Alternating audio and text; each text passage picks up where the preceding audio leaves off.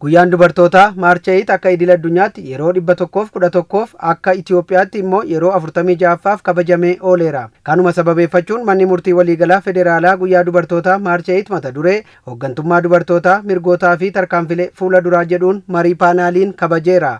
Saganticha irratti pirezidaantii mana murtii waliigalaa federaalaa Ma'aazaa Ashannaa fi dabalatee hojjettoonni mana murtii sadarkaa garaagaraa irratti argamanii fi keessummoonni adda addaa argamaniiru. Kabaja ayyaana guyyaa dubartootaa kana irratti argamanii haasaa kan taasisan pirezidaantiin mana murtii waliigalaa federaalaa Ma'aazaa Ashannaa fi miidhaa dubartoota irra ga'u ittisuuf hojiin karaa adda addaa hojjetamuu akka qabu himuun gama mana murtiin dhimmoota akkasii to'achuuf raawwii gaariin jiraachuu dubbataniiru.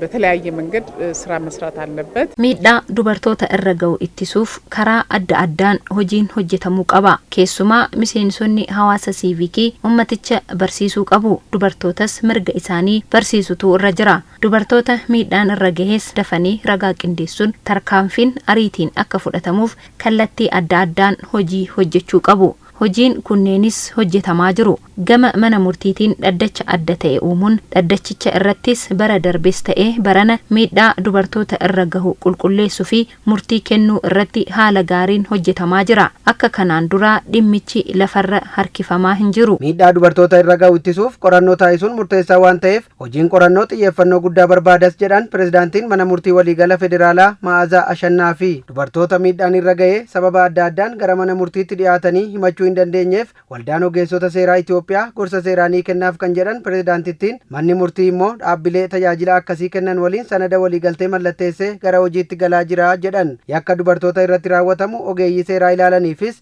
kitaaba qajeelfama addaa qopheessuu irratti argamuu kaasaniiru.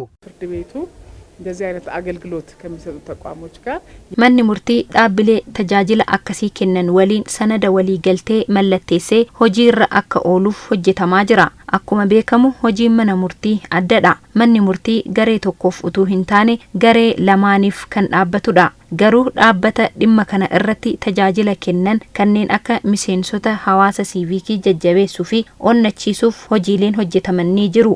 Gama keenyaan garuu ogeeyyii yakkoota dubartoota irra ga'an ilaalaniif kitaaba qajeelfama addaa qopheessaa jirra. Kunis ogeessi seeraa dhimma kana ilaalu akkamitti akka ilaaluu qabu kan gargaarudha. Hoogganaan giddugaleessaa mana murtii federaalaa sadarkaa tokkoffaa obbo Salamoon Faxxanee gama isaaniin akka seektara isaaniitti hojjettoota dubartootaa 75 ol qabaachuu eeranii kanneen keessaa hedduun isaanii hooggansa irra kan jiranii fi hojii itti kennames ka'umsaan hojjechaa kan jiran ta'uu dubbataniiru. Akka seektara keenyatti parsantii 75 dubartoota qabna.